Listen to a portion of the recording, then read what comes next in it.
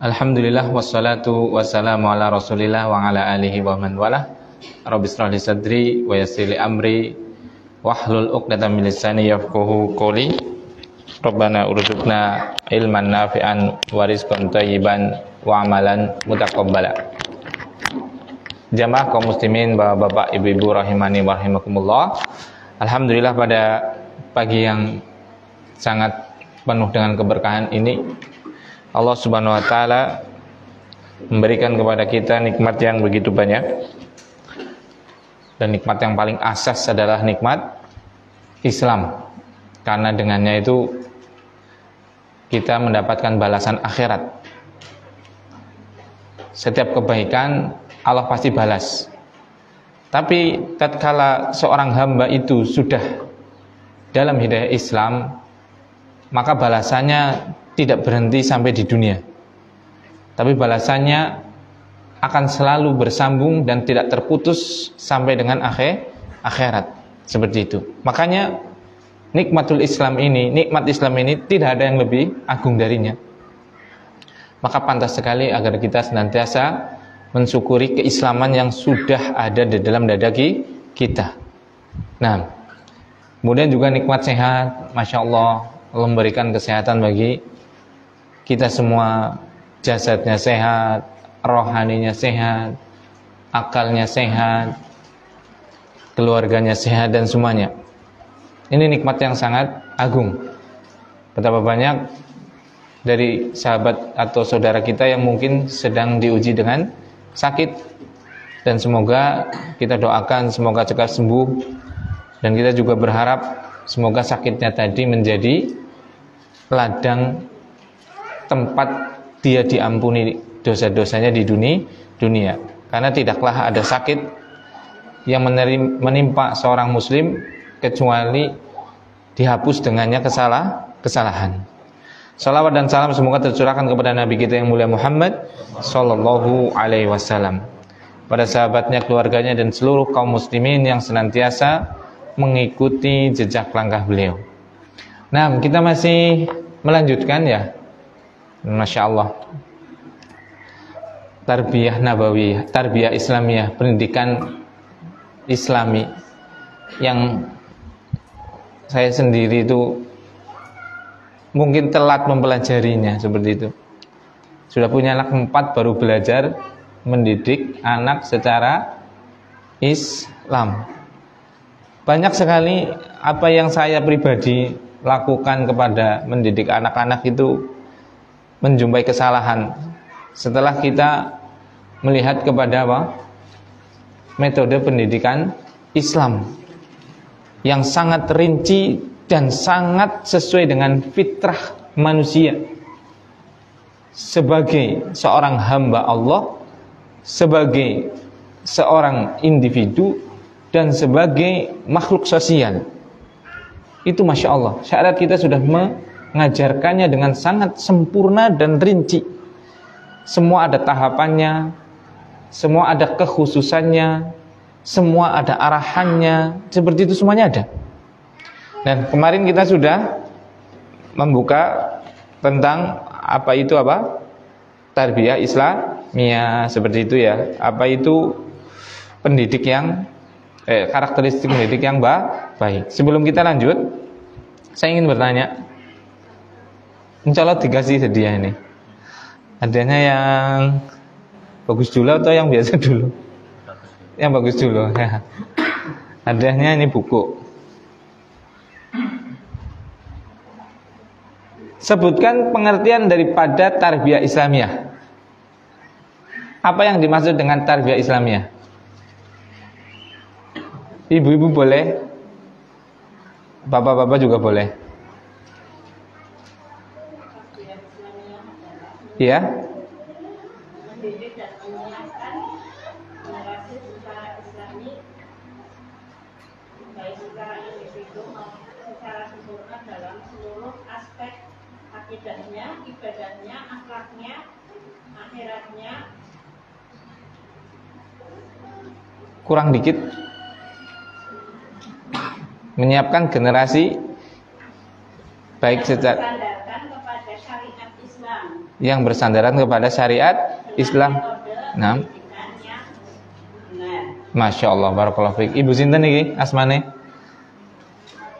Nih, niki wonten buku saking panitia, Masya Allah, barakallahu fiik. Kemudian berikutnya sebutkan 3 karakter pokok bagi seorang, jangan 3 lah, hadiahnya bagus kan, cuma 3, 5 karakter pokok seorang pendidik. Kan kemarin ada 9 ya, 5 saja, silahkan. Boleh, bapak-bapak, ibu-ibu boleh, siapa aja boleh, silahkan.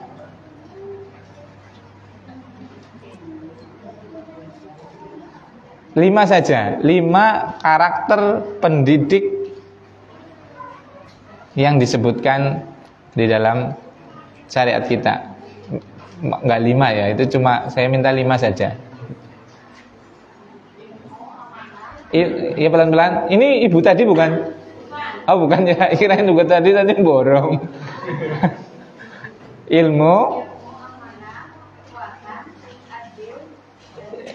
Ilmu, amanah, kekuatan, keadilan dan keteguhan. Masya Allah. Ibu sinten saking pundi? Saking Karanglo. Nggih, niki. Masya Allah, barakallahu fiik. Malih. Ini bapak-bapak ini melempem ya. Pada nyatet mboten iki bapak-bapak niki. 6. Kemudian sebutkan objek dari pendidikan. Objek pendidikan itu apa? Ya, Mas Wawan. Manusia. Jadi objek pendidikan adalah siapa? Manusia. Pilihlah. Kayaknya kalau ini sudah punya mungkin. Milih. Silakan. Pak iya. Lagi, masih ada 3. Antum gak ikut kemarin ya harusnya. Pengen jawab tapi wingi ora melu gitu ya. Ya nggak apa-apa, kalau bisa nggak apa-apa. Jawab aja nggak apa-apa. Kemudian sebutkan unsur penyusun manusia. Ya, jasad, jantung, roh, akal. Masya Allah, barakallahu fiik. Niki apa ya? Dikasih yang mana? Apa tuh? Antum yang milih dah. Dikasih yang apa? Terserah. Iya nggak apa-apa. Udah kecil-kecil hadiahnya ya. Kalau sudah terakhir itu. Kemudian pertanyaan berikutnya. Tujuan tarbiyah Islamiyah. Tujuannya apa?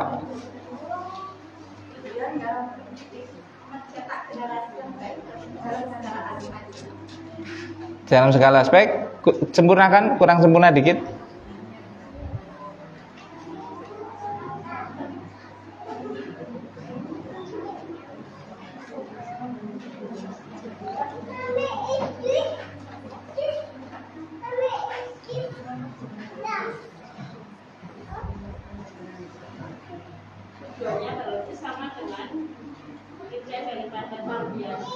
Iya itu tujuannya. Jadi tujuannya adalah menciptakan individu dan generasi yang sempurna dalam segala sisi. Misalnya akhlaknya,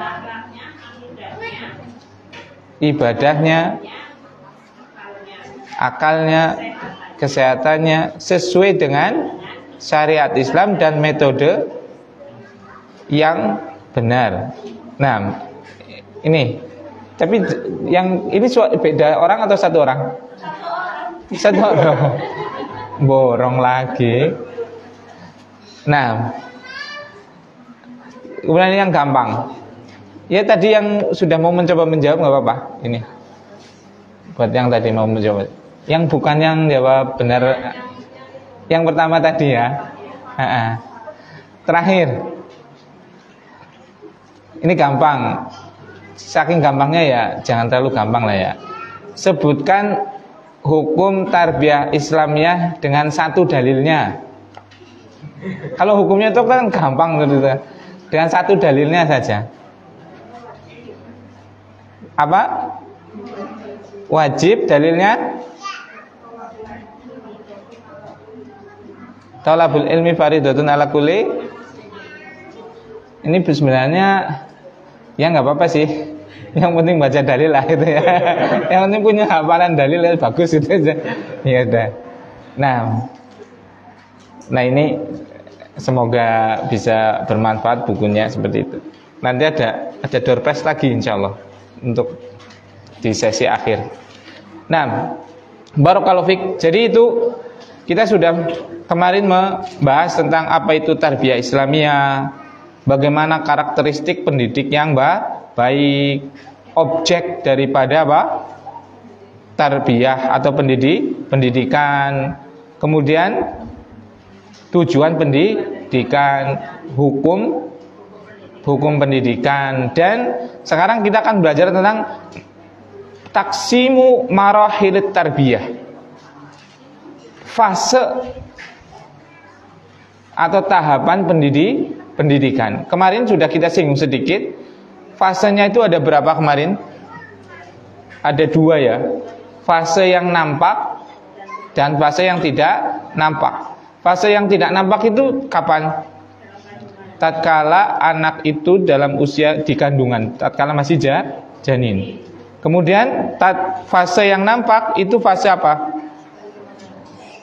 Terbagi menjadi berapa? 3. Pertama, balita sebelum tamyiz. Kemudian yang kedua, sesudah usia tamyiz. Yang ketiga adalah usia dewasa. Nah, pada kesempatan pagi ini insyaallah barakallahu fikum. Bismillah. Kita akan membahas tarbiyah fi marhalatit tufulah, pendidikan pada usia anak-anak. Nah, itu yang akan kita bahas pada pagi hari ini. Barakallahu fikum. Maksud anak-anak di sini adalah anak-anak yang sebelum tamyiz. Makanya di sini at-tufulah duna sinit tamyiz hilal marhatah al-umurih allati tasbiqu dukhulat tifli ilal madrasatil ibtidaiyah takriban. Jadi fase ini, fase balita itu adalah fase di mana anak itu belum tamyiz, belum mumayyiz, yaitu sekitaran umur sebelum masuk ke madrasah ibtidaiyah, ke sekolah dasar. Jadi dia sekitar 6 tahun atau 5 tahun ke bawah. Seperti itu. Jadi marhalah ini, fase ini dimulai dari semenjak lahir sampai kapan? Sampai dia mumayyiz. Apa pengertian mumayyiz? Mumayyiz itu dari kata mayyaza yumayyizut tamyizan. Fahuwa mumayyiz. Mumayyiz itu bisa membedakan. Itu artinya mumayyiz. Tamyiz itu membedakan. Mumayyiz artinya yang bisa membedakan. Jadi fase ini adalah fase di mana anak-anak itu belum bisa membedakan. Nah, biasanya walaupun itu juga nanti tergantung dengan anak-anaknya. Biasanya usia ini adalah usia 0 sampai 5 tahun, atau bisa ada yang 6 tahun, atau bisa tamyiznya 7 tahun. Keumumannya 7 lah seperti itu. Tapi ada yang 5 tahun sudah tamyiz, sudah bisa membedakan. Seperti itu. Jadi marhalah tufulah adalah fase pendidikan dari usia 0, dari usia lahir sampai dengan usia tamyiz. Usia tamyiz adalah usia di mana anak-anak itu sudah bisa membedakan sesuatu. Kalau rentang usianya biasanya dari lahir umumnya sampai dengan sekitar 6 atau 7 tahun. 6. Nah, barakallahu fikum, pada masa ini itu masa yang sangat penting. Bahkan terjadi kesalahpahaman, salah yang sudah muntasyir, yang tersebar. Kita sering pada fase ini lah isi bocah iki. Sarap apalah, anu si cilik iki. Nah, seperti itu. Padahal fase ini adalah betul-betul fase taksis, fase pondasi suatu bangunan, fase pondasi, fase yang sangat dasar, yang dari fase ini akan terbangun fase-fase yang lainnya, tahapan-tahapan yang berikutnya. Memang kelihatannya itu nggak ada, tapi sebenarnya ada dan sangat kokoh, sangat kokoh. Coba lihat kita, kalau kita bikin bangunan, misal rumah atau masjid atau apalah, atau hotel, pondasi itu nggak berbentuk, seolah-olah seperti belum terbentuk, iya kan? Ya, si amburadul. Tapi coba keberadaan dari pondasi tadi penting atau tidak? Bukan penting lagi, itu asas yang akan sangat berpengaruh terhadap kuat tidaknya struktur bangunan di atasnya. Seberapapun nanti struktur bangunan di atasnya itu bagus, tapi tatkala tidak mempunyai pondasi yang kokoh, maka sudah nggak bisa diharapkan itu. Karena pasti tinggal nunggu kapan robohnya bangunan tersebut.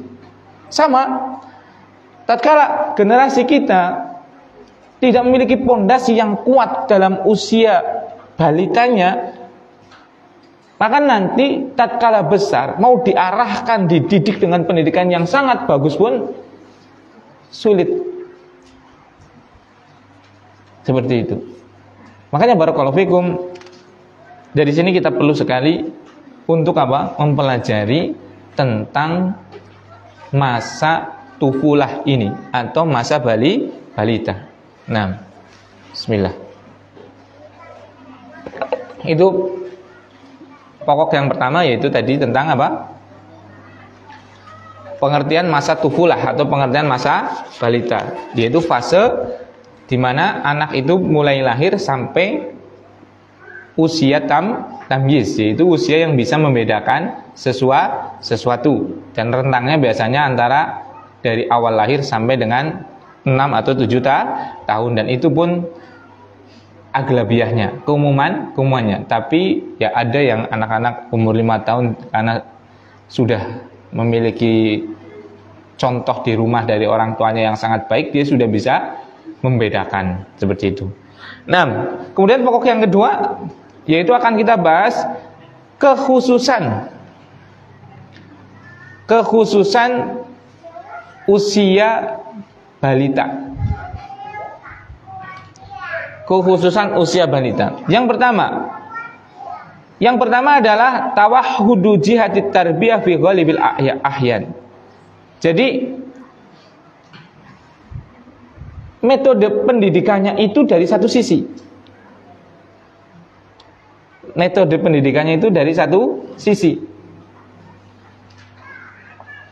Jadi dia itu lebih banyak untuk mengambil, belum bisa menyampaikan. Karena tadi tarbiyahnya dari satu sisi. Dari sisi siapa? Terutama adalah siapa? Orang tuanya. Dan nanti juga mungkin ada murabbinya, ada gurunya, seperti itu. Tapi dia belum bisa untuk menyampaikan. Jadi jangan nanti ngajar anak TK ya PAUD bikin presentasi seperti itu. Besok anak-anak mempresentasikan bagaimana cara bikin klepon seperti itu. Enggak cocok gitu. Karena yang namanya usia dini tadi, salah satu karakteristiknya adalah dengan pendidikan dari satu sisi. Seperti itu. Makanya udah, mereka akan sangat terpengaruh dengan apa yang dia lihat, dengan apa yang dia dengar, dengan apa yang disampaikan kepada dia. Akan sangat mencontoh seperti itu. Jadi jangan kita memaksa mereka untuk menyampaikan sesuatu. Nah, makanya di sini pada masalah tufulah ini, pada masalah balita ini, itu peran orang tua sangat luar biasa. Makanya hati-hati kita itu. Barakallahu fikum.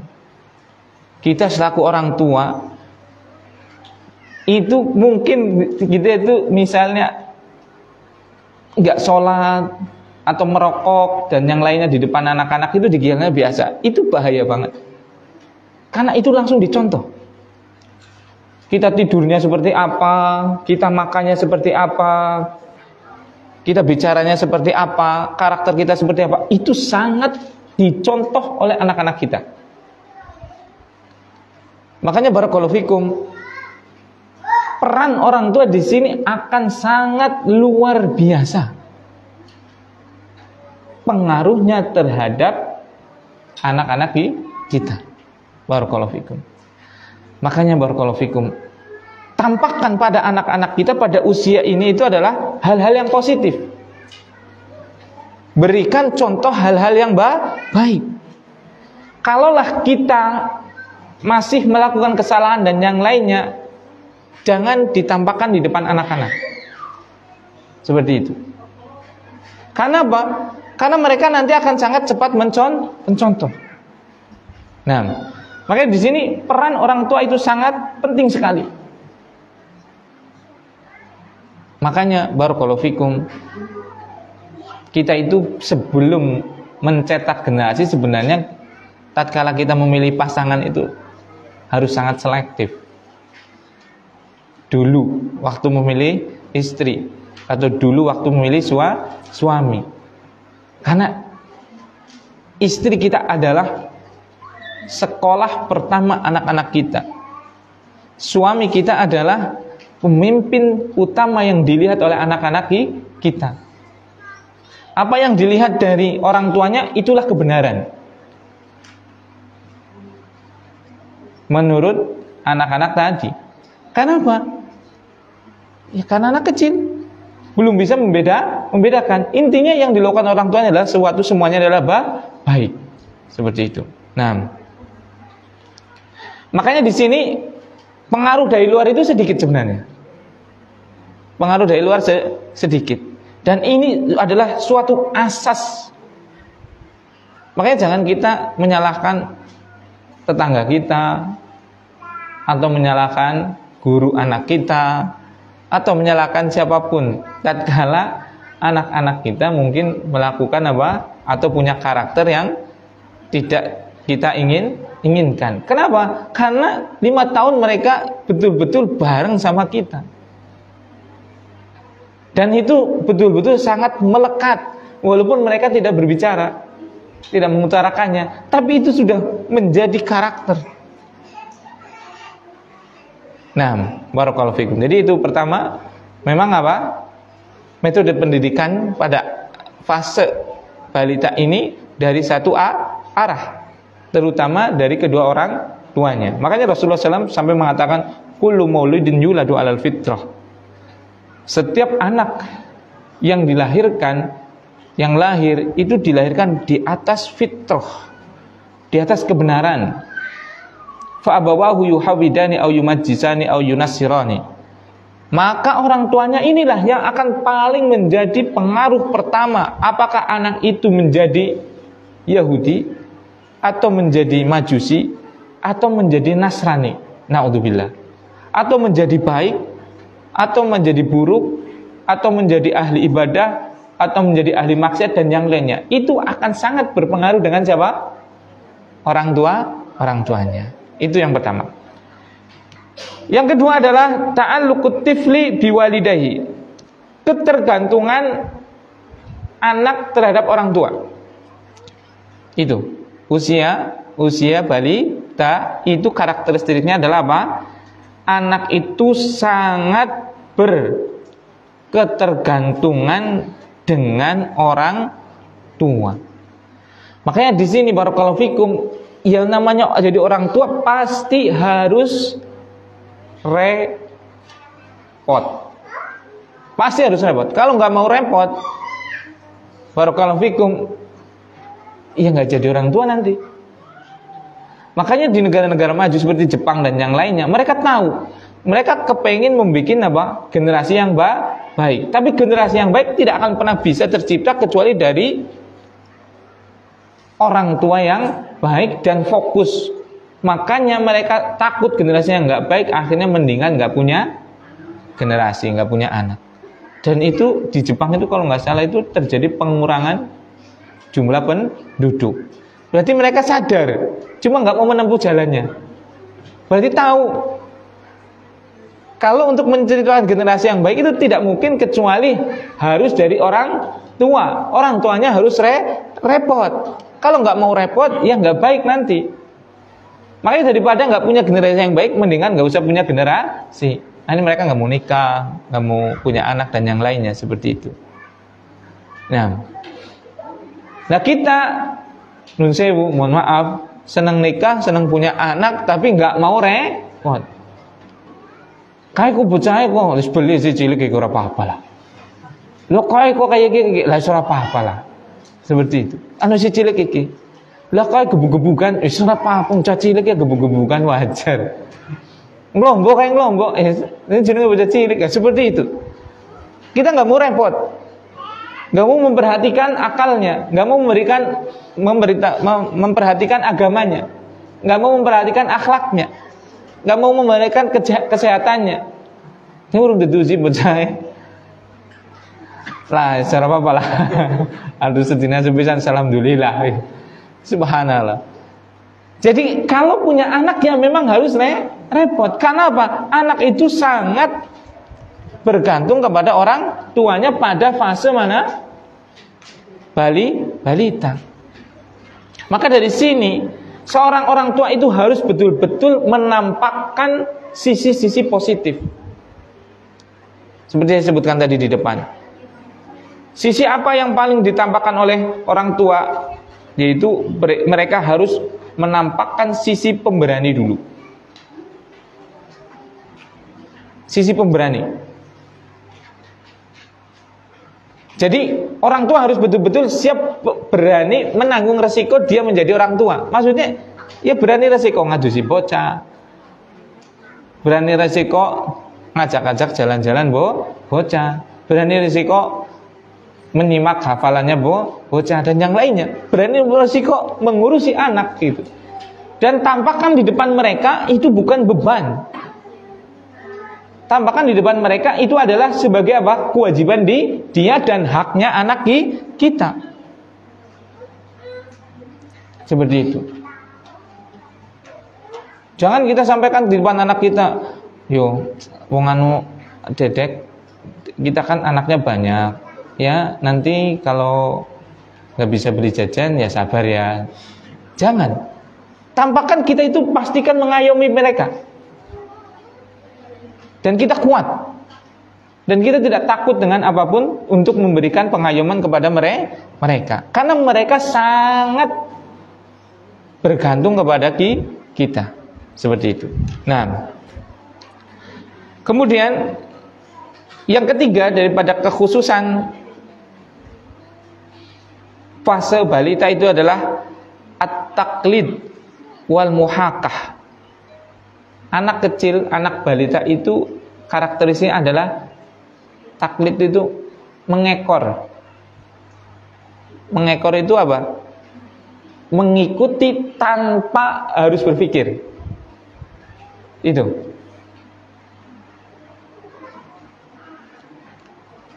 Dia itu akan sangat mudah untuk mengikuti. Pokoknya nggak perlu pikir. Apa yang dia lihat itu yang akan menjadi kebiasaan yang akan dia ikuti. Bahkan kalau berulang-ulang terus, maka itu akan menjadi karakter dia. Makanya barakallahu fikum di sini tadi Kalau seandainya kita belum bisa menjadi qudwah, menjadi suri teladan yang baik untuk anak kita, jangan kita menampakkan di depan anak-anak kita sisi-sisi yang buruk. Kenapa? Karena itu akan sangat cepat untuk ditiru. Coba aja. Anak-anak itu dikasih tontonan murotal, maka mereka sangat mudah. Anak-anak didengarkan dengan kalimat-kalimat thayyibah, alhamdulillah, subhanallah, Allahu akbar, dan yang lainnya. Dibiasakan kita melihat orang tuanya ke masjid, ke langgar, orang tuanya azan, orang tuanya belajar, dan yang lainnya, itu mereka ngikutin. Tapi kalau dibiasakan dangdutan, bukan dia pinter nyanyi aja, bahkan bisa joget ngebor, seperti itu. Bisa ngebor dia, dan orang tuanya, masya Allah pinter. Kok bisa seperti itu?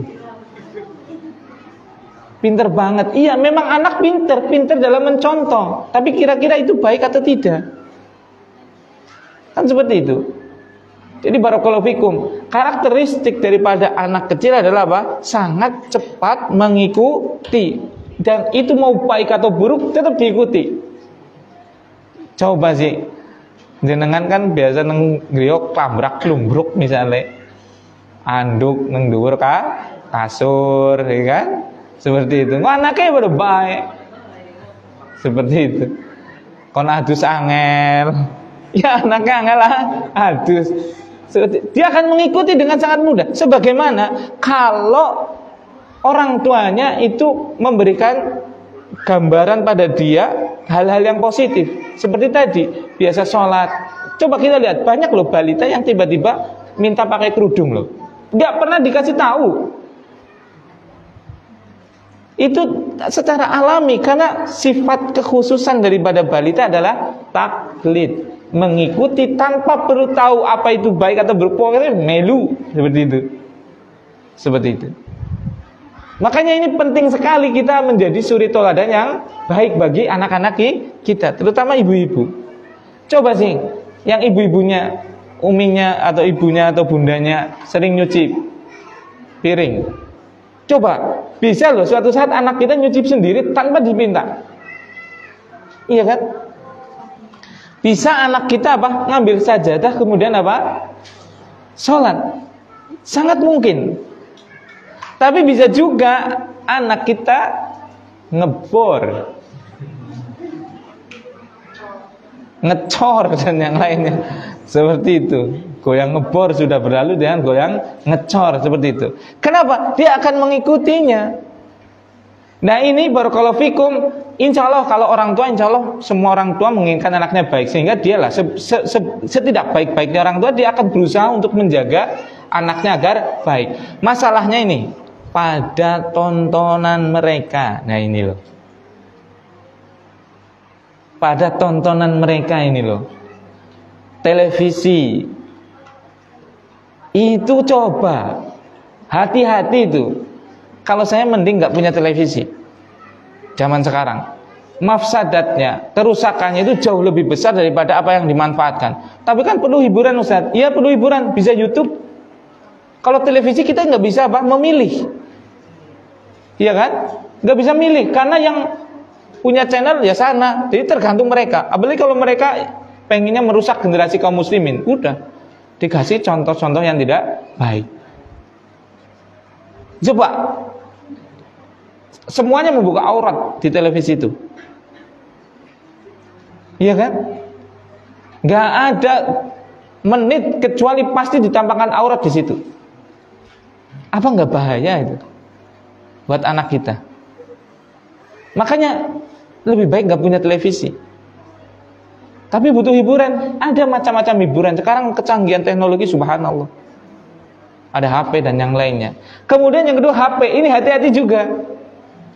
Barakallahu fikum. Itu akan sangat mudah untuk apa? Ditiru. Seperti itu. Makanya barakallahu fikum itu jangan itu. Jangan pegangi anak kita HP dengan data. Pastikan kuotanya mati. pilihkan bagi mereka mungkin acara-acara yang mendidik. Murotal. Sekarang murotal ada murotal. Semua ada. Tulis saja, kepengen anak butuh hiburan, pengen lihat mobil-mobilan atau taman atau hewan dan yang lainnya. Tulis saja murotal hewan. Udah muncul itu. Murotal animasi mobil muncul. Murotal animasi Satria Baja Hitam ada itu. Coba aja sih kalau nggak percaya. Murotal animasi Spiderman ada semuanya. Gambarnya adalah apa? Truk. Kemudian yang didengar oleh anak-anak kita adalah apa? Qul a'udzu birabbin nas, qul a'udzu birabbil falaq dan yang lainnya. Itu semua aja sudah. Seperti itu. Tontonkan mereka tentang dunia hewan, laut, gunung, robot dan yang lainnya, nggak apa-apa. Seperti itu. Tapi jangan biarkan mereka nonton televisi tanpa bimbingan kita. Jangan biarkan mereka dipegang HP dengan ada kuota. Bahaya. Seperti itu. Apalagi sekarang. Sekarang itu zaman dunia internet. Semua ada di situ. Nggak niat aja bisa ada kok. Tiba-tiba lewat kok. Iya kan? Seperti itu. Kadang lewat secara tidak sengaja. Seperti itu. Maka hindarkan anak-anak usia balita kita dari menonton yang tidak baik, karena pasti akan ditiru. Bulan puasa kemarin itu Suhel itu, karena kadang nonton orang lompat-lompat itu ya, itu dari atas jemuran itu 4 meter lebih itu, lompat coba bulan puasa itu, nggak batal lah itu, lompat ke bawah coba, astagfirullahaladzim, seperti itu. Karena apa? Murotalnya ternyata ada apa? Oranges. Kan Power Rangers kan lompat gitu kadang kan. Nah ini ternyata itu juga ya sudah anak udah berusaha itu kan. Milih murotal ya anak-anak ya murotal Power Rangers itu misalnya apa itu kan. Ternyata lompat dari apa? Jemuran atas itu seperti itu. Alhamdulillah Allah menjaganya seperti itu. Itu bahayanya seperti itu. Ya alhamdulillah masih diberi keselamatan. Kalau tidak coba. Atau kalau yang tadi yaitu sesuatu yang lebih buruk dari ini, yang merusak moralnya, merusak etikanya dan yang lainnya seperti itu. Ini lebih bahaya. Apalagi sampai yang merusak akidahnya. Pakai lihat apa? Film-film, video-video yang mengumbar aurat seperti itu. Apalagi sekarang ada game-game yang sadis banget loh. Permainan yang Masya Allah, nembak itu nembak beneran, cerot darahnya keluar, nebas leher dan yang lainnya. Anak lihat, itu ngeri banget itu loh, sadis sekali itu loh. Jadi itu bisa jadi anak-anak kita mau melakukan permainan seperti itu sehingga dia menjadi karakter yang apa? Sadis. Padahal orang tuanya Masya Allah baik sekali, lembut. Dari mana mereka mengambil karakter itu? Dari game-game yang ada. Itu loh, game-game sekarang itu ngeri sekali.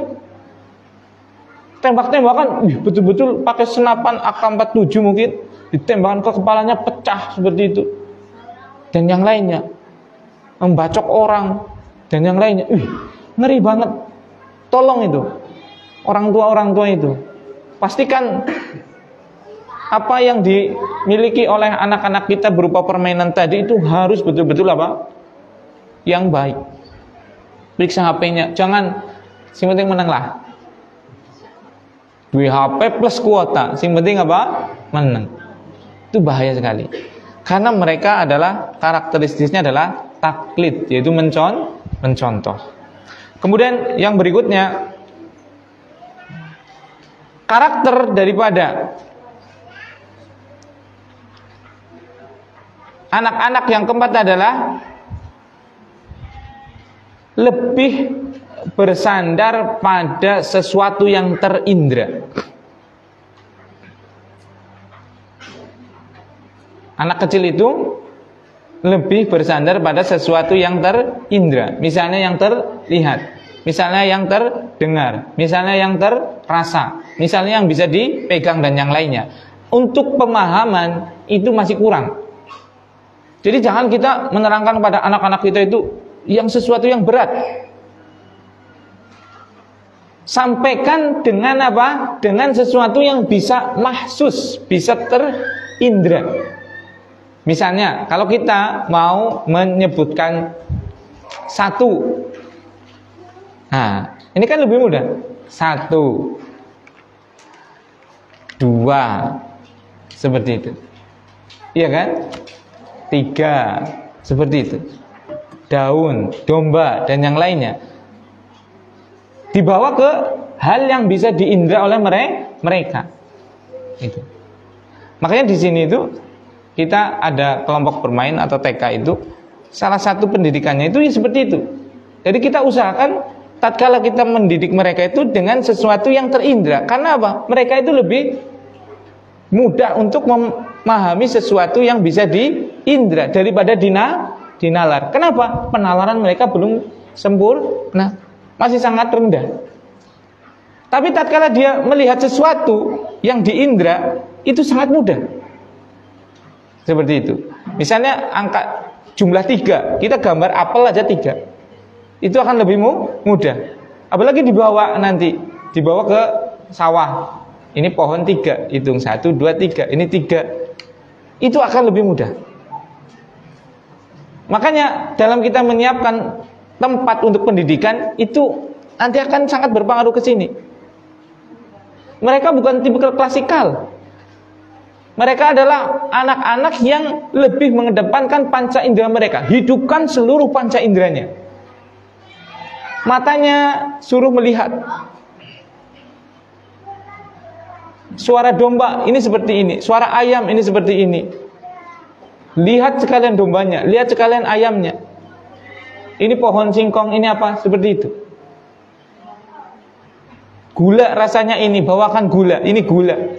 Api panas, nyalakan api, ini api. Es, ini dingin, seperti itu. Karena mereka apa? Lebih mudah memahami dengan sesuatu yang terindra. Adapun yang terakal, mereka berat. Nah ini kalau fikum, ini bahaya banget ini sebenarnya. Kebanyakan mereka pada usia TK sudah diajarkan calistung. Baca, tulis, dan menghitung. Orang tuanya bangga. Padahal yang bisa seperti itu mungkin 1, 2. Yang lainnya apa? Down mentalnya. Apalagi kalau kita tahu anak kita, misalnya kan orang tafawud bertingkat-tingkat dalam akalnya, ya kan? Anak kita dimasukkan ke sekolah yang seperti itu, aduh, itu sangat berbahaya sekali. Kenapa? Ini bisa menjadi piskis yang sangat besar bagi anak tadi. Bahwasanya belajar itu sangat berat. Karena memang apa? Belum waktunya untuk diberi hal seperti itu, sudah diberikan beban di atas kemampuan. Itu. Makanya barakallahu fikum. Kita harus mentarbiyah anak-anak kita itu dengan yang mudah-mudah saja. Sesuatu yang bisa diindra. Nah, seperti itu. Jadi itu yang keempat. Yaitu apa? Mereka terusannya adalah bersandar kepada sesuatu yang terindra. Kemudian yang kelima adalah keinginan kuat mereka untuk mengetahui sesuatu. Keinginan mereka yang sangat kuat untuk mengetahui sesuatu. Makanya anak kecil itu sangat sering apa? Bertanya. Dan kita sangat sering membentak. Rewel bocok kok. Tokon bae gitu. Subhanallah, itu adalah karakteristik anak kita itu. Subhanallah, mereka pengen tahu. Makanya tanya. Semakin mereka banyak tanya, berarti anak itu semakin cerdas. Itu ada tanda kecerdasan yang luar biasa. Dan kita menghardiknya, berarti kita memutuskan calon tunas kecerdasan yang ada pada anak kita. Jadi kalau ada anak yang cerewet, anak balita cerewet itu, apa-apa tanya, ini apa sih Bah? Ini apa sih Umi? Seperti itu. Jelaskan. Kasih tahu. Jangan sampai kita apa? Capek untuk memberitahukan kepada mereka. Dan ini perlunya apa? Kita harus punya pengetahuan. Seperti itu. Jadi jangan dihardik tatkala anak-anak itu apa? Banyak bertanya. Wallahi harusnya sujud syukur kalau kita punya anak kok rewel. takon baik itu masya Allah, itu harus syukur, senang banget. Coba aja sih, biasanya bocah-bocah sekolah sing pinter-pinter gampang niten ini, sing lagi SD beling, rewel, apa tuh jajal, anawit penek, tiba gitu kan, batire tuh sentik apa tuh tikung seperti itu. Tapi dia pinter. Kenapa? Karena memang sebenarnya itu tinggal diarahkan saja. Ya dia pengen mencoba gitu loh. Pengen kenalan tapi kenalannya gaplok. Ya menurut dia baik gitu loh. Taplak seperti itu. Menurut dia adalah itu wujud apa? Cara berkenalan. Karena belum tahu gitu kan. Seperti itu. Ada yang dijorokna seperti itu. Bisa jadi ya untuk berkenalan seperti itu. Mungkin menurut dia seperti itu. Berarti kita tinggal apa? Mengarahkan, bukan malah menghardik. Kenapa seperti itu? Itu temennya. Kalau mau kenalan itu dirangkul, salaman. Nah, seperti itu. Nah, jadi ini karakteristik yang kelima adalah keinginan yang sangat tinggi untuk mengetahui sesuatu. Makanya kita nggak boleh untuk menghardik anak kecil yang banyak bertanya. Justru malah harus sangat senang. Kemudian yang keenam adalah talqin. Talqin itu dikte. Jadi karakter anak kecil itu adalah mudahnya didikte. Jangan diajak untuk berdialog. Nanti ada fase tersendiri. Mereka lebih mudah apa? Didikte, ditalqin. Makanya pada fase ini itu ada yang mengatakan, bocah cilik kon ngapal, justru daripada bocah cilik kon maca. Daripada anak kecil suruh baca, lebih mudah bagi anak kecil untuk apa? Menghafal. Coba aja sih, suruh menghafal dia akan lebih cepat daripada dia membaca. Karena membaca itu dia harus banyak hal. Pertama, dia harus mengamati ini huruf apa disambung dan yang lainnya. Itu berat. Tapi kalau menghafal itu cuma dia apa? Mendengarkan kemudian mengulangi. Nggak perlu memahami. Karena fase mereka adalah seperti itu. Jadi ditalkin. Makanya barakallahu fikum, pada fase ini sangat baik untuk menghafal. Hafal apa? Hafal yang dipakai untuk keseharian kita, keseharian mereka. Yaitu apa? Doa bangun tidur. Itu mudah bagi mereka. Ada anak kecil usia 2 tahun, 2 tahun setengah itu sudah hafal Bismika Allahumma amutu wa ahya. Bisa 2 tahun, 2 tahun setengah.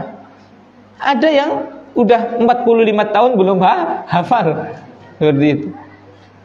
Bangun tidur, alhamdulillahilladzi ahyana ba'dama amatana wa ilahin nusyur. Masuk kamar mandi, bismillahi a'udzubika minal khubuthi wal khaba'is. Keluar kamar mandi, ghufranaka. Wudu, semuanya itu ditalkin aja, enggak apa-apa.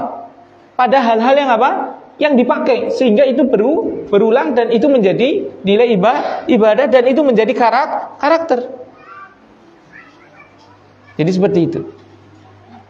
Makanya barakallahu fikum, dalam kita mendidik di sini pun ada kelompok bermain setara TK PAUD itu, kemudian ada juga nanti setelahnya itu sekolah dasar, yaitu Quran. Yang paling kita tekankan itu di situ.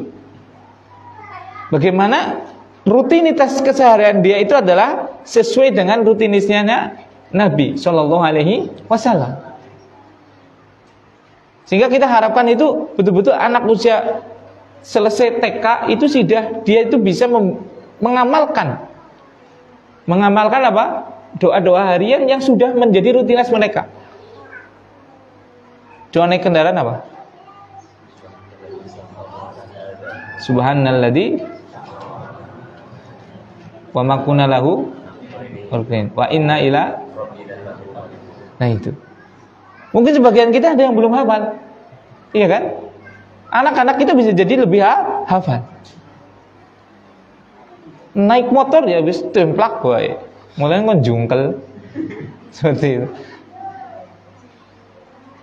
Nah, itu yang harus kita tekankan terlebih dahulu. Mereka mudah untuk menghafal hal-hal seperti itu, atau lagi yang merupakan bersifat rutinitas. dan ditalkin, silahkan. Ditalkin dalam apa? Bangun tidur, terus kita bangunkan pelan-pelan sambil apa? Alhamdulillah illadzi ahyana ba'dama amatana wa ilahin nusyur. Ayo kalau masuk kamar mandi yuk cuci tangan dulu, gosok gigi yuk. Apa doanya? Nah, seperti itu. Kaki apa dulu? Kaki kanan. Oh, kiri. Berarti Pak Tahyat nggak ngantuk gitu. Seperti itu. Kan seperti itu. Jadi ajarkan sesuatu yang dipakai. Lah kita apa? TK udah diajarkan sesuatu yang berat. Mereka nggak tahu apa? Masuk kamar mandi kaki kanan atau kaki kiri. Kamar mandi sama masjid itu sama. Pokoknya blus ya, mbuh kaki kanan apa sikil kiri seorang ngerti lah. Pokoknya mlebu. Kamar mandi ya kamar mandi, masjid ya masjid. Seperti itu. Kita orang Islam yang adabnya itu sangat tinggi, yang akhlaknya itu sangat karimah, sangat mulia. Beda antara kamar mandi dengan masjid, nggak sama itu. Nah, itu yang ke-6. Kemudian yang ke-7 adalah ziyadatut tokoh al-harakiyah. Jadi karakter yang ke-7 adalah mereka itu aktif dan bertambahnya kekuatan mereka. Nah, kekuatan mereka itu bertambah sehingga mereka adalah aktif. Anak-anak itu aktif banget loh. Iya tidak? Coba sih meja kelanjik, anak tamu meja ya Pak, jigrang seperti itu kan. Nang kelas sedela nyeluk metu, anak gerotan, jumpali seperti itu. Ya memang mereka Pak lagi sangat aktif karena pertambahan kekuatan mereka itu luar biasa. Seperti itu. Maka dari sini barakallahu fikum, ini merupakan kalau ada anak aktif seperti itu, jangan kita pangampuran ya, anak aku itu orang lumrah banget ya. Bukan, itu berarti anak kita itu luar biasa. Kenapa? Karena mempunyai apa? Sihatun jasadiyatun wa nafsiyah. Punya kekuatan dalam apa? Sehatnya jasadnya dia. Tinggal kita arahkan aja. Seperti itu. Anak wit penek, nggak apa-apa, silakan penek, hati-hati. Dan kita apa? Jaga, kita bantu. Ini akibat saya nggak dididik untuk menek wit, akhirnya apa? Sampai sekarang saya nggak bisa naik pohon kelapa. Karena mungkin ting batirnya gak di apa? Nguti tiba seperti itu. Jadi kalau naik pohon itu bisa ya, kecuali pohon kelapa. Kalau pohon kelapa itu kalau udah mau ke pelepahnya itu saya itu nggak bisa sudah. Bayangnya itu lepas gitu loh. Bayangannya pelepahnya itu lepas itu. Kalau pohon selainnya itu bisa. Pohon rambutan, pohon mangga apapun bisa. Tapi kalau pohon kelapa udah nggak bisa itu. Dipaksa-paksa nggak bisa udah. Karena sudah tadi menjadi karakter mungkin itu. Kalau naik itu bayangannya lepas itu loh. Seperti itu. Nah ini jangan sampai. Ya ada anak aktif naik pohon. Ya kita apa? Support, nggak apa-apa naik pohon. Seperti itu. Nah, kapan lagi mereka akan naik pohon? Ada anak, misalnya apa? Yang sangat aktif biasanya apa? Dolanan apa biasanya? Apa Pak Tahir biasanya? Bongkar pasang. Apa-apa dicopot dipasang, nggak apa-apa. Seperti itu. Tinggal kita arahkan saja, atau kita belikan mainan yang bisa membongkar pasang dan yang lainnya. Memang aktifnya luar biasa. Makanya kita pun tatkala memberikan tarbiyah kepada mereka, pendidikan mereka itu nggak cocok untuk klasikal. Ya ada kelas, ada wahana, bahkan wahana bermain kayak seperti ini. Ini adalah kebutuhan pokok mereka, bukan kebutuhan primer, bukan kebutuhan sekunder, apalagi tersier, bukan. Ini adalah kebutuhan pokok mereka.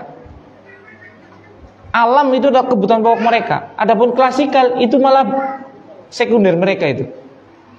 Belajar di kelas itu bagi mereka untuk fase balita itu malah kebutuhan kedua. Kebutuhan pertamanya apa? Yang penting bisa belajar dan dia bisa eksplorasi. Karena mereka aktif. Seperti itu. Nah, anak kecil dari jam 7 sampai jam 12 di kelas, boy. Anak nggak bisa membayangin itu. Betapa jiwa mereka tertekan itu. Akhirnya kon sekolah, lah. Seperti itu. Kenapa? Karena mereka merasa terkungkung. Mereka nggak bebas, padahal mereka itu harus bergerak mereka itu. Harus bergerak. Makanya kalau untuk mereka mending belajar di mana? Di bawah pohon daripada apa? Di kelas. Mending belajar di pinggir kali daripada di kelas, karena memang mereka aktif. Apalagi kalau ada kelas, ada taman, ada kebun luas seperti itu jauh lebih baik. Seperti itu. Nah, itu yang ke-7. Kemudian yang berikutnya adalah tentang hambatan dan masalah pada pendidikan usia balita.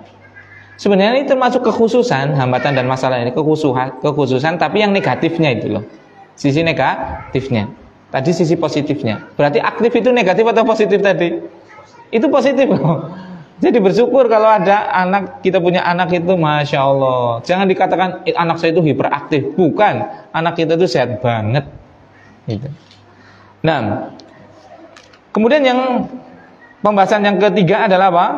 Hambatan dan masalah pada pendidikan usia dini, yaitu usia balita, usia belum mumayyiz. Yang pertama adalah mereka itu adalah suka berbohong, al-kadzib. Jadi antara bohong dan jujur mereka ini sisi negatifnya. Jadi anak kecil itu mudah banget jujur dan mudah banget bohong. Mudah banget jujur dan mudah banget bohong. Lalu terus bedakannya gimana? Ya nanti harus dilihat. Kenapa mereka itu mudah berbohong? Kenapa kayak gini? Anak-anak itu dia itu akan sangat berusaha untuk mendapatkan apa yang dia inginkan. Itu anak-anak. Dan dia akan kepengin itu, kalau sesuatu yang diinginkan dia itu kepengin banget tercapai. Pertama. Yang kedua, kalau dia melakukan kesalahan, kepengin segera selesai. Kepengin segera apa? Selesai. Maka jalan yang paling cepat adalah apa? Bohong. Contoh, misalnya nih, ini anggap agak gelas kaca jatuh, prak, pecah oleh anak kita. Mereka tahu ini sebenarnya bukan baik, tapi pengen cepat selesai loh. Bukan saya, selesai loh. Iya tidak? Siapa yang mencahin? Bukan saya, selesai loh. Menurut dia bukan masalah permasalahannya selesai, bukan. Menurut dia tatkala dia bilang bukan saya, kan menurut dia kan nggak ada yang tahu itu kan, berarti selesai ini. Karena karakteristik anak itu tadi kepengin mencapai sesuatu dengan cepat dan berlepas diri dari sesuatu dengan cepat juga. Salah satu jalan yang cepat adalah apa? Berdusta. Iya kan? Kepengin jajan. Jalan cepatnya, wong tuane langka apa, Pak? Wis duit nang isor kulkas, nang dhuwur kulkas jigot bae. Diambil aja, iya kan? Uang diambil, uang bungku diambil aja. Karena cepat nunggu, minta ke orang tuanya lagi di kamar mandi atau lagi ngajar atau apa misalnya. Ambil itu uang di apa? Atas kulkas atau di mana? Ambil, beli jajan. Cepet. Apa yang dia inginkan apa? Cepet didapat tanpa harus menunggu lama. Kemudian apa? Nanti kan ditanya ini, anak orang tuanya kan, uangnya di mana nih tadi? Seperti itu kan? Nanti dia pengen cepet apa? Berlepas diri. Bukan saya yang ngambil. Nah itu. Makanya barakallahu fikum. Jangan dikira bahwasanya anak itu mudah untuk jujur, tapi itu benar, tapi mudah juga untuk apa? Berdusta. Makanya barakallahu fikum, dari sini kita sebagai orang tua harus betul-betul memperhatikan hal ini. Kalau mereka berdusta seperti itu, jangan segera dihardik. Jangan segera dihardik, karena hakikatnya mereka itu nggak paham cara tercepat untuk mendapatkan keinginan dia dan cara tercepat untuk berlepas diri dari suatu masalah. Kan namanya anak kilatus sabr, kesabarannya belum, ya kan? Makanya jangan langsung disalahkan. Harusnya apa?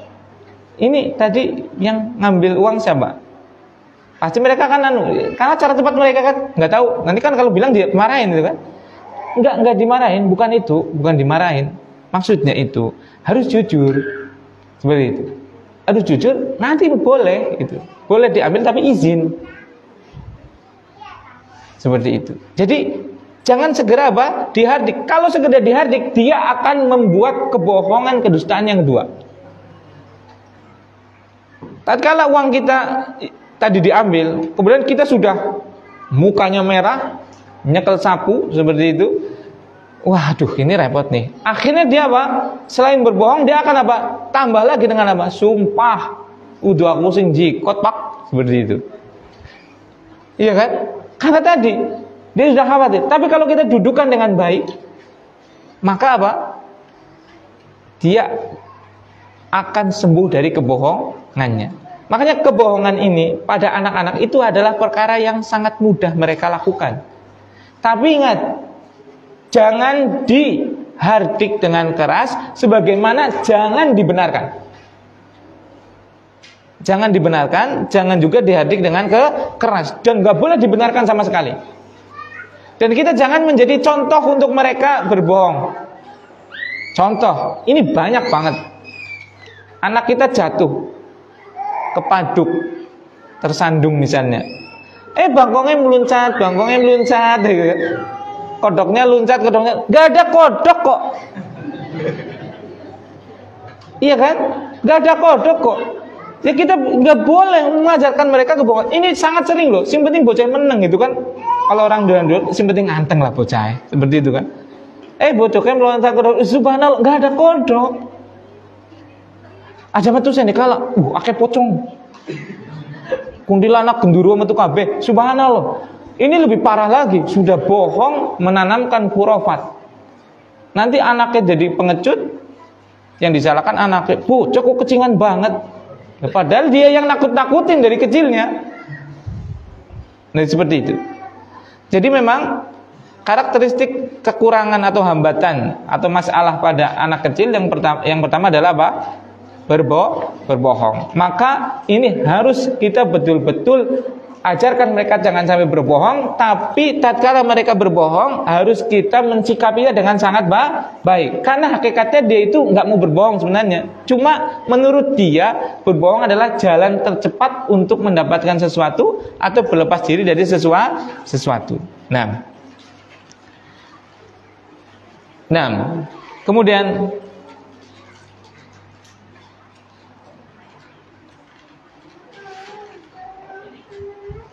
yang berikutnya adalah al-abas bil asya. Mudah jemu dan menyanyiakan sesuatu. Mudah jemu dan menyanyiakan sesuatu. Jadi anak kecil itu kan tadi salah satu karakter positifnya itu adalah Iktisyaf. Rohbatuhu fil iktisyaf. Keinginan mereka yang sangat kuat untuk mengetahui sesuatu. Tapi kalau sudah tahu, mereka cepat bosan dan bahkan bisa menyanyiakannya. Coba aja sih, pengen banget duel Lego. Setelah bikin Lego itu diacak-acak seperti itu, nanti setelahnya ya wis diambrambah, bahkan nggak diperhatikan dan yang lainnya. Itu adalah karakteristik anak-anak. Mereka cepet banget pengen tahu, tapi cepet juga bosan dan membuangnya. Maka hal ini betul-betul harus kita tanamkan untuk dijaga. Untuk dijaga. Jangan dibiarkan hal itu terus menerus. Nanti dia tidak memiliki rasa tanggung jawab dan tidak bisa memiliki tanggung jawab untuk menjaga barang-barang yang ia miliki. Seperti itu. Nah, kemudian karakteristik yang ketiga adalah kekurangan masalah dan kekurangan atau hambatan dalam tarbiyah anak usia dini adalah mereka itu al-inad, biasanya membangkang. Mereka itu mudah membangkang. Jadi kadang itu kan coba disuruh misalnya sedikit aja, itu biasanya mereka nggak mau. Nah, barakallahu fikum, kenapa anak itu bisa mudah membangkang dan yang lainnya? Jangan segera disalahkan anaknya. Karena anak tadi itu adalah, apalagi anak kecil tadi, anak usia dini tadi, itu kan sangat berpengaruh dengan orang tuanya kan. Itu bisa jadi karena, ini para ulama mengatakan, awalnya dia itu adalah anak yang paling diperhatikan. Ana bacakan nasnya ini, saya bacakan konteksnya. Ba'dul atfali yajidu naw'an minal ihtinami az-zaid bihi 'alal haddil mu'tad min walidihi. Sebagian anak dia mendapatkan perhatian yang sangat lebih dari orang tuanya. Seperti dia itu anak satu-satunya, iya kan? Atau anak lanang dewek, wadone papat lanang dewek, seperti itu. Atau anak wadon dewek. Pokoknya intinya ada perlakuan khusus, ada perlakuan tambahan dari siapa? Orang tuanya. Makanya nanti bukannya ini baik, justru malah ini menjadi pembangkangan. Baik oleh saudaranya yang merasa dikurangi haknya, atau dari dia karena dia itu merasa lebih diperhatikan, seperti itu. Barakallahu fiik. Makanya di sini perlunya kita bersikap adil dalam hal ini. Coba berapa banyak yang punya anak satu-satunya semata wayang, biasanya anaknya melunat. Yang anaknya akeh malah biasanya apa? Baik-baik dan nurut. Kenapa? Usut punya usut, ternyata ya anak telah dilahirkan sama sebenarnya, ya kan? Usut punya usut karena apa? Orang tuanya terlalu menyayangi anak tersebut, sehingga malah dia menjadi suka menyelisih dan membangkang orang tuanya. Seperti itu. Apa-apa dituruti. Khawatir kalau nggak dituruti nangis. Ingat, nangis itu adalah perlawanan awal mereka. Karena mereka nggak mungkin bisa apa? Nonjok orang tuanya. Lemah, masih lemah. Iya kan? Perlawanan mereka yang paling mudah adalah nangis. Atau bikin ulah tatkala ada tamu dan yang lainnya. Maka apa? Tatkala nangis karena kemanjaan mereka seperti ini, biarkan dia nangis. Tidak semua tangisan itu harus menang aja. Sing penting menang. Apa-apa diturutin. Minta ini nangis, diturutin. Minta ini nggak boleh, ya nangis lagi, diturutin. Karena masih kecil. Kalau sudah gede, minta ini nggak mungkin nangis lagi. Masuk udah punya istri, punya anak nangis, kan nggak mungkin kan? Akhirnya apa? Wong tuane sing digentak. Bahkan naudzubillah summa naudzubillah, ada sebagian apa? Anak yang bisa sampai memukul orang tuanya. Karena apa? Permintaannya tidak dituruti. Bahkan naudzubillah ada yang sampai betul-betul membunuh orang tuanya. Naudzubillah. Iya kan? Kenapa? Ini pembangkangan seperti ini awal mulanya adalah apa? Ada perhatian yang berlebihan dari orang tua kepada anaknya. Terutama kalau punya anak satu itu, memang resiko banget itu. Makanya kalau punya anak satu itu ya tetaplah, walaupun itu buah hati kita yang sangat berharga seperti itu, tetap dikondisikan sebagaimana adanya. Khawatir dia menjadi bumerang kita di suatu masa seperti itu. Nah, tapi tadi tatkala mereka ada membangkang kepada kita seperti itu, maka jangan segera, pokoknya intinya jangan tergesa-gesa kita untuk menghardik mereka. Kita lihat dulu sebabnya, seperti itu. Kemudian yang keempat, kekurangan atau hambatan dalam mentarbiyah anak adalah kurangnya mendudukan permasalahan dengan benar. Kurangnya mendudukan permasalahan dengan benar. Ya namanya anak kecil itu, pola pikir mereka itu masih sangat terbatas. Mereka tidak bisa memahami gambaran suatu permasalahan dengan baik. Makanya barakallahu fikum, dari hal ini, yaitu dari hal apa? Pemahaman mereka yang terbatas, akalnya terbatas, tidak bisa memahami suatu masalah dengan baik, maka biasanya mereka tidak bisa mendudukkan suatu permasalahan dengan baik.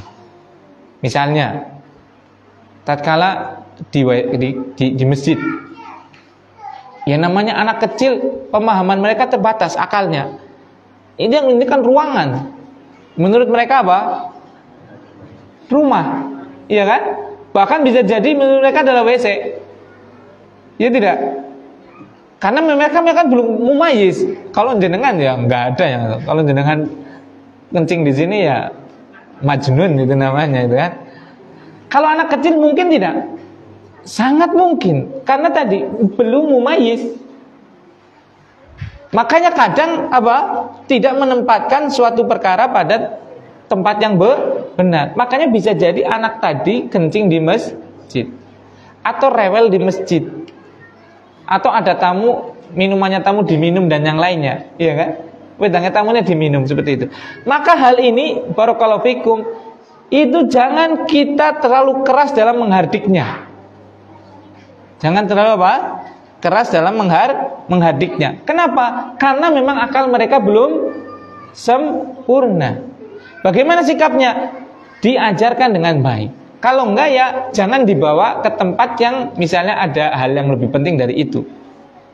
Misalnya kita lagi ada tamu, nek tamu naik sedulur dek apa baterai dek, diinum kan esimat dan pak, nggak ada masalah itu kan.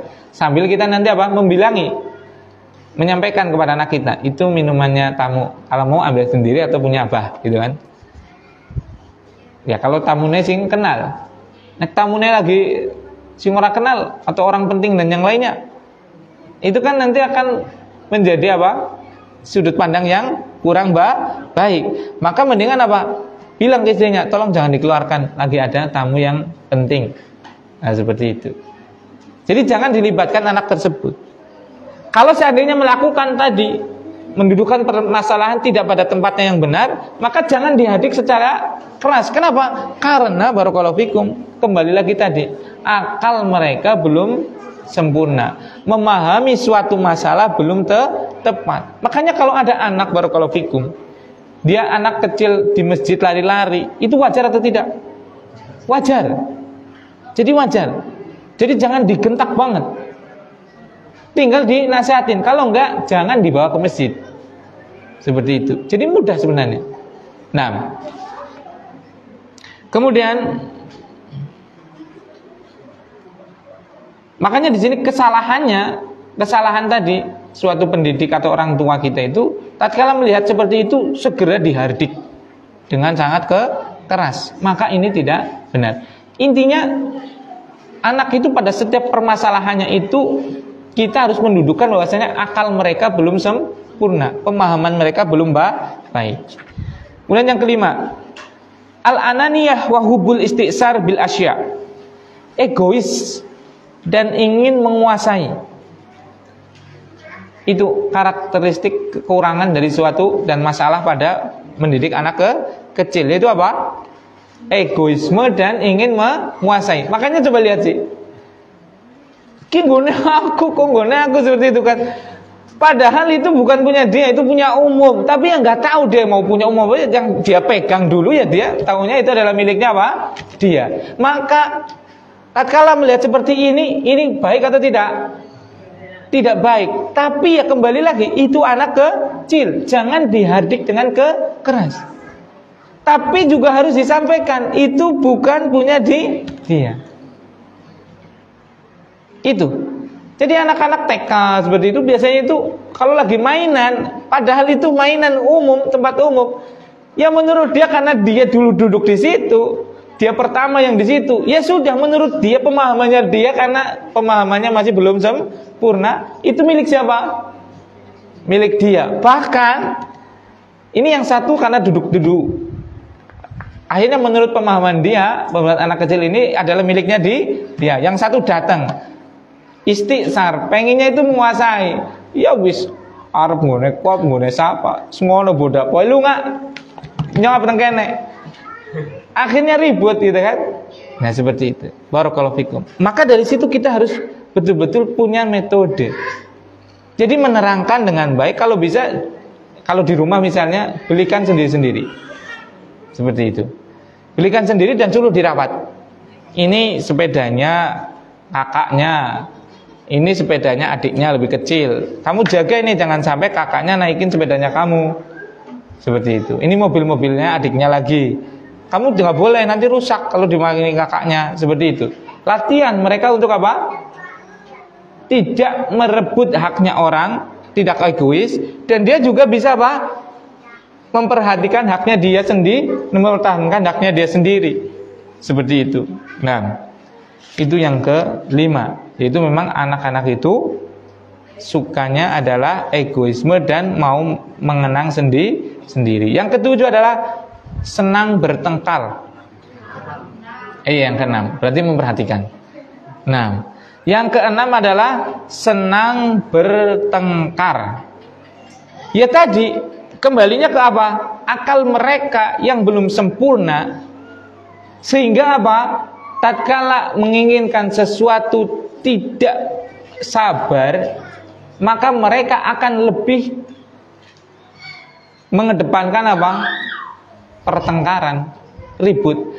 Makanya tolong ini, dan ini biasanya, kalau anak-anak ribut itu jangan dibawa ke perasaan orang tuanya ini.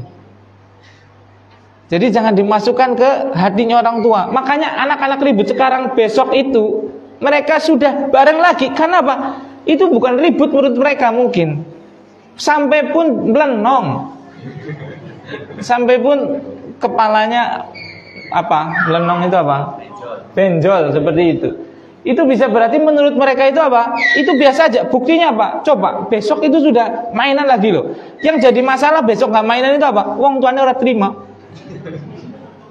Iya kan? Jadi orang tua itu sudah gede tapi wataknya jadi seperti itu. Jadi anak-anak kita itu kalau ribut tolong orang tuanya jangan ikut-ikutan. Sudah biarin mereka ribut. Mereka ributnya itu alamiah. Mereka itu ya namanya memang itu. Ya disampaikan itu nggak baik boleh. Tapi jangan sampai apa? Kita sebagai orang tuanya apa? Ikut-ikutan. Nggak boleh. Lo buktinya apa? Besok sekolah ketemu lagi ya nggak ada itu, nggak ada masalah sama sekali loh. Yang jadi masalah kan apa? Anak orang tuanya ngompor-ngomporin, siapa yang ngaduin gini, ini. Itu nggak boleh kayak gitu. Besok dibales, nanti tak sampaikan ke pak gurunya. Nah itu, akhirnya dia merasa didukung kan, dan yang lainnya. Akhirnya malah ini membakar api permusuhan. Ya biarin aja, biarin dalam artian kayak gini loh. Itu alamiah, kita nggak usah kebawa dalam hal tersebut. Ya kita tetap membenarkan artinya islah seperti itu loh, menyampaikan yang benar itu seperti ini, seperti itu. Nah, itu yang keenam. Yang ketujuh adalah qilatus sabr, kurangnya kesabaran mereka. Jadi anak kecil itu barakallahu fikum itu nggak sabaran. Coba aja sih, nek lagi kepengin sesuatu itu ngadreng, ya tidak? Kudu segera itu kan. Nah ini harus kita latih. Harus kita latih kesabaran mereka. Kalau enggak nanti dia akan menjadi orang yang istijal. Apa-apa itu terburu-buru dan tergesa-gesa. Tapi kita harus ada langkahnya. Tapi kita harus dikendonin. Diikutin apa permintaan dia, tapi dengan cara apa? Diperlahankan. Enggak semuanya harus segera. Nah orang tua ini karena kadang kita itu enggak sabar dengan nangisnya bocah, akhirnya jaluk apa turuti. Kudu siki iya bleng. Padahal urung klamben urung apa-apa pakai gitu seperti itu. Terus ngarit apa-apa anaknya nangis aja daripada ribut lunga maring HR apa ring seperti itu. Ya memang anak itu seperti itu, nggak sabaran. Ya bagaimana? Ya harus kita setel kendoin. Iya nanti, iya habis bapak bersih-bersih, iya tak bawa. Karena anak kecil ya kepengen seperti itu kan. Ngadeng iya, tapi jangan diterusin terus. Tapi dilarang secara mutlak juga tidak bisa. Itu kekurangan anak. Memang apa? Qilatus sabr. Nah, makanya barakallahu fikum Di sini pun dalam mendidik itu, mendidik anak, itu nggak bisa kita menggunakan satu metode dan satu tempat. Metode mereka mendengarkan terus, di kelas terus, nggak bisa. Mereka itu kurang kesabarannya, ajak keluar. Sekarang kita belajar di mana? Kita belajar di ayunan. Sekarang kita belajar di mana? Belajar di sawah sana. Makanya kadang itu saya lihat itu video itu dibawa sama Pak Agung itu, dan anak-anak itu sampai ke Kali Bengang itu. Belajar di sana itu. Ya nggak apa-apa. Karena kalau dia diajarkan di sini terus qilatus sabr, kurang kesabarannya, mereka akan sangat mudah jemu. Seperti itu. Makanya ajak. Dan ini juga kita perlu memperhatikan, mereka itu cepat kurang sabar dan cepat bosan. Makanya kalau kita memasukkan nilai-nilai positif, itu jangan terlalu panjang dan jangan terlalu lama. Jangankan anak-anak, jenengan aja ini sudah klosodan. Makanya barakallahu fikum, kita cukupkan sampai sini dulu, karena saya melihat jenengan sudah nggak sabar, sudah klosodan itu ya. Apalagi anak-anak gitu kan. Nah itu kita harus tahu, seorang pendidik itu harus memahami hal tersebut. Maka kita istirahat dulu. Subhanakallahumma wa bihamdika asyhadu alla ilaha illa anta astaghfiruka wa atubu ilaik. Assalamualaikum warahmatullahi wabarakatuh.